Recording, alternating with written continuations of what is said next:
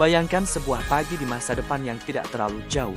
Internet tiba-tiba mati di seluruh dunia. Satelit komunikasi di orbit rendah bumi dilumpuhkan oleh serangan senjata antariksa. Sistem navigasi berhenti bekerja. Perdagangan global terhenti. Dan di layar televisi hanya muncul satu berita utama. Konflik militer besar pecah di kawasan Asia Pasifik.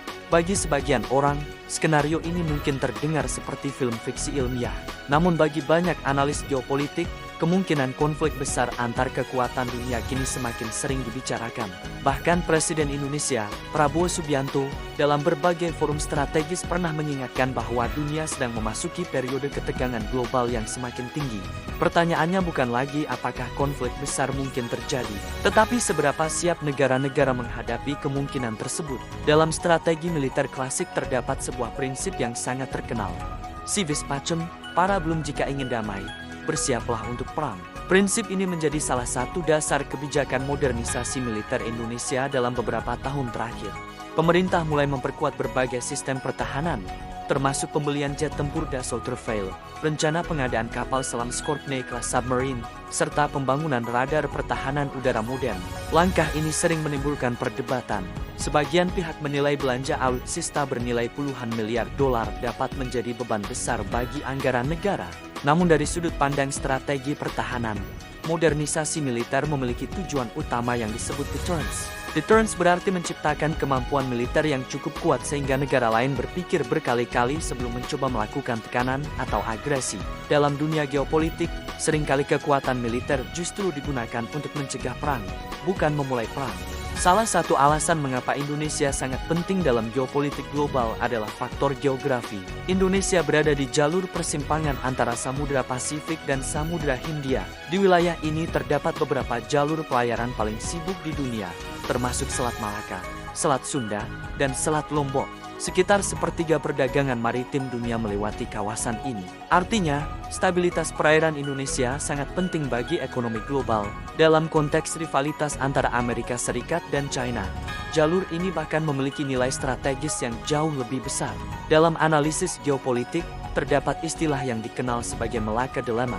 Istilah ini merujuk pada ketergantungan besar China terhadap jalur energi yang melewati Selat Malaka. Sekitar 70 hingga 80% impor minyak China melewati jalur ini sebelum mencapai pelabuhan mereka. Jika jalur tersebut terganggu oleh konflik militer atau blokade laut, ekonomi China bisa mengalami tekanan besar.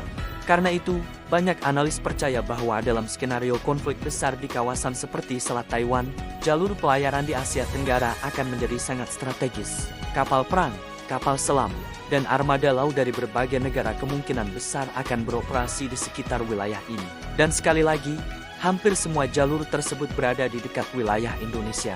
Jika terjadi konflik besar yang mengganggu jalur perdagangan di Asia Tenggara, dampaknya tidak hanya dirasakan oleh China. Negara-negara seperti Jepang dan Korea Selatan juga sangat bergantung pada jalur energi yang melewati perairan ini. Lebih dari 90% impor energi kedua negara tersebut datang melalui jalur laut Asia Tenggara.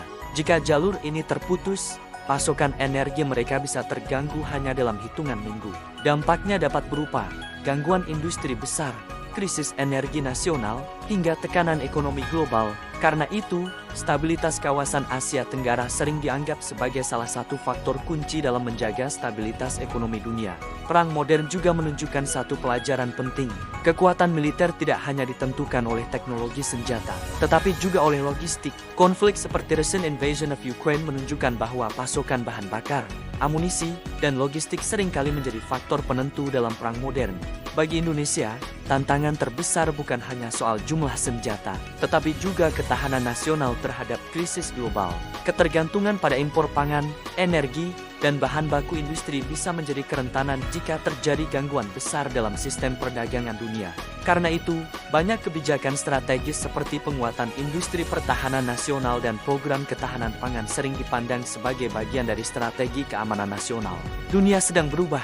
Dalam beberapa tahun terakhir, dunia memang mengalami peningkatan ketegangan geopolitik, mulai dari konflik di Laut China Selatan, perang di Ukraina, hingga rivalitas teknologi dan militer antara kekuatan besar dunia. Perubahan ini membuat banyak negara mulai memperkuat sistem pertahanan mereka. Bukan karena perang pasti terjadi, tetapi karena risiko konflik global kini dianggap lebih tinggi dibandingkan beberapa dekade sebelumnya. Peringatan tentang potensi konflik global bukan berarti dunia pasti menuju Perang Dunia Ketiga, namun perubahan geopolitik yang sedang berlangsung menunjukkan bahwa stabilitas global tidak lagi bisa dianggap sebagai sesuatu yang pasti. Bagi negara seperti Indonesia, tantangan utamanya adalah menjaga keseimbangan, memperkuat pertahanan nasional tanpa terjebak dalam rivalitas kekuatan besar. Karena pada akhirnya, tujuan utama dari semua strategi ini tetap sama, menjaga kedaulatan negara dan memastikan stabilitas bagi generasi masa depan. Pertanyaannya sekarang, menurut kalian, langkah apa yang paling penting untuk menghadapi dunia yang semakin tidak pasti? Apakah memperkuat militer, atau memperkuat ketahanan ekonomi dan pangan nasional? Tulis pendapat kalian di kolom komentar.